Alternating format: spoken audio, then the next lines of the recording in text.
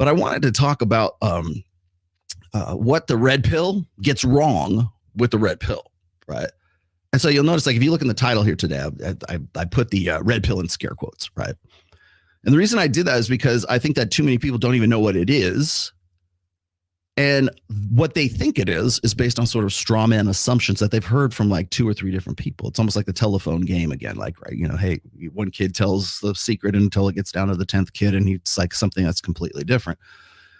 And I don't think that the people who are claiming to sort of appropriating the term red pill even know where its origins came from, other than like the Matrix movies, right? It's truth. That just means truth. No, it doesn't, dumbass. It's because the MRAs figured it out back in the day. It's because the MGTOWs said it. No, they didn't. I can show you. I actually did this. I screen capped I looked for the very first instance of me using the term red pill on the SoSuave forums from back in 2004. The first time I ever used red pill in a post was December 27th or 29th of 2004.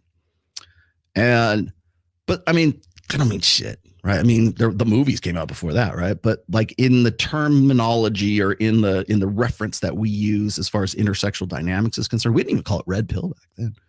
We just called it unplugging from the Matrix. It was just convenient, and everybody knew what you were talking about because we needed terms. We needed easy, quick, abstracts, so that people could reference that. And it seemed like the easiest thing in the world. And I'll tell you what's funny is I remember when we first started talking about it, and then it increased in popularity.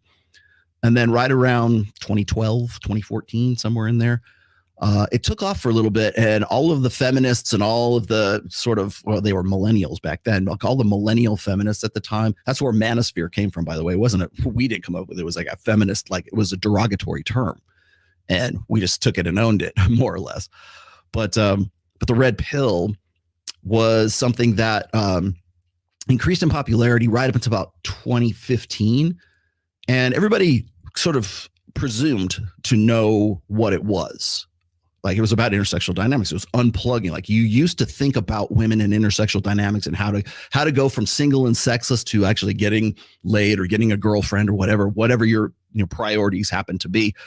And it was primarily, and I can prove that to you, that it started in the seduction communities, so of the early 2000s, and then it went from there. But of course, every time there's an election cycle going, like 2015, 2016 for Trump, and then of course 2019, 2020, every single time there is at least this is in the US. You guys who live outside of the US, you can chime in on this, but every time there's a US election, that's when conservative interests want to appropriate the term red pill to use it for whatever their pet ideology happens to be. And in this case, you would be right. The red pill movement is whatever those guys are doing who appropriated the term red pill. The red pill, that's not the origins of it. That's not where it came from.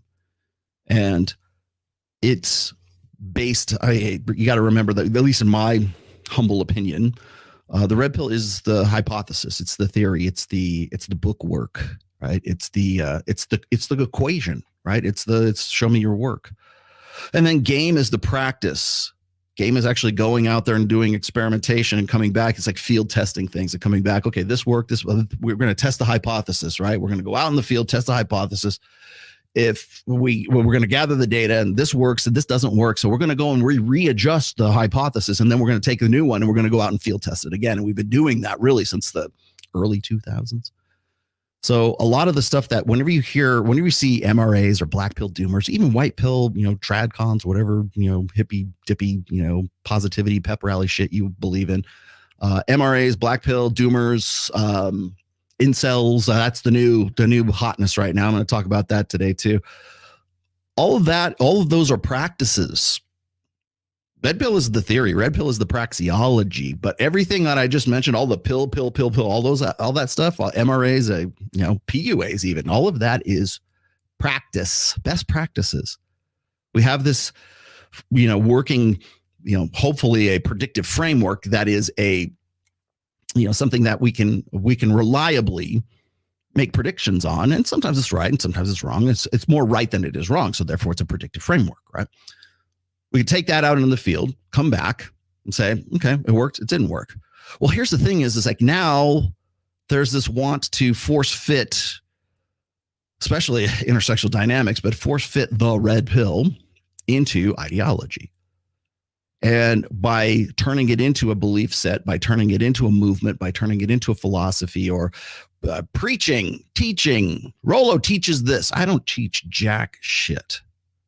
You guys can take this as actionable information and use it as you wish, but I'm not telling you to do anything. I love it when people like tell me like, Rollo is, he says one thing and then he lives another life. Yeah, because I can make a separation between those two that you don't seem to be able to do. It's not hypocrisy. I'm just giving you information. How you choose to use it is up to you, because I'm happy to go talk about evolutionary psychology and anthropology and sociology and evolutionary biology. I'm happy to go into all the ologies. I'm happy to go into all the isms. I'm happy to go and do all of that. And you know what? I'll end up at Peppermint Hippo for the Black Tape Project at the same night. Yes, I will. Sorry, not sorry. Really not sorry. Because that's where the conversations are taking place. And people say, well, the red pill doesn't do any good for anybody. It's separating men and women. It's feminism. No, it's not. And I'll tell you right now, if you hear a tradcons saying it's just a different side of the same coin. Oh, no, it's not, because one side of that coin is enforced by the state and has been enforced since really, oh gosh, I don't know, certainly the late 60s, early 70s. Go look up, the Duluth model of feminism and see if there's any parallel to Duluth model of feminism in the manosphere. Until you can prove that to me, you got jack shit to say. You got no leg to stand on, my friend. So, well, it's just ideologically that way. Well, the only reason you want to turn it into an ideology is because that's the only way you know how to refute it. But the problem is like now it's like we're dealing with so much data that if I go and I can give you literally I can give you like 10 different data sets or research. I can go through the works of Dr. David Buss, Marty Hazelton, all the luminaries of Godsod, Steve Stewart Williams. I hate to say Rob Henderson's really just an aggregator, but he's not taking anything away from Rob. But I can go and reference all those and show you all this stuff, and all it takes is one research, one thing. I said, well, this wasn't replicated. Yeah, but 25 years of research was replicated, and now you're saying that all this shit isn't replicated? Okay, well, okay, maybe you have a point, but I've got 10 other things that back up what I'm saying. You've got one. Who's more believable? The one that refutes whatever their ideological ego invested convictions are propped up on. Right. So if you've got one thing that what is it? I hope this is a military term, right? Was it one O shit cancels out 10 attaboys?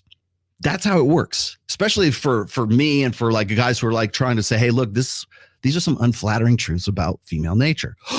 Here's one article. Here's my bullshit Twitter poll that shows you're wrong, mister, because it's more profitable to say I'm wrong right now. Trust me, it's going to come back around. Probably end of 2024. I got to wait out another year before actually people like start taking like the red pill seriously again. I mean, as they used to anyways. I think probably by 2025, maybe spring of 2025. I'm throwing out numbers here. Probably by, spring of 2025, then people will start coming back to the red pill. They go, hey, maybe those guys weren't as insane as we thought they were 2 years ago, 18 months ago.